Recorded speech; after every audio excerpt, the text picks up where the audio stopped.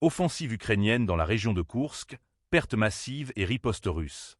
Les forces armées ukrainiennes ont intensifié leurs attaques sur les positions russes à la frontière, mais ces offensives se sont soldées par des pertes colossales en hommes et en matériel.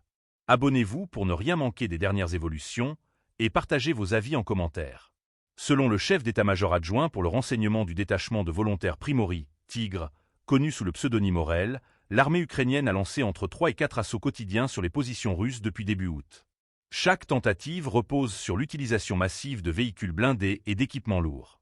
Mais ces avancées se sont heurtées à une défense renforcée, appuyée par des technologies de drones FPV et des tirs d'artillerie de précision. Chaque attaque se termine par la destruction de leur matériel.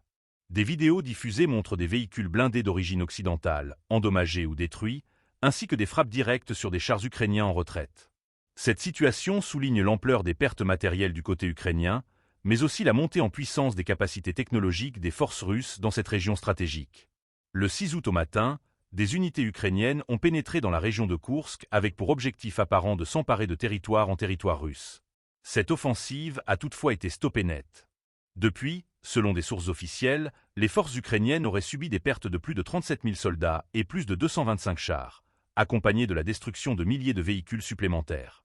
Le président Vladimir Poutine a commenté ces événements, affirmant que ces attaques visaient à détourner les forces russes de leur progression dans le Donbass. Cependant, il a assuré que les objectifs stratégiques de la Russie seraient atteints et que la réponse à ces provocations resterait digne et ferme. Dans les régions de Koursk, Belgorod et Bryansk, le régime d'opération antiterroriste a été instauré pour assurer la sécurité des civils face à cette escalade des tensions. Ces mesures incluent le renforcement des défenses locales et une vigilance accrue face aux nouvelles infiltrations potentielles. L'analyse des récents affrontements démontre une montée en intensité du conflit.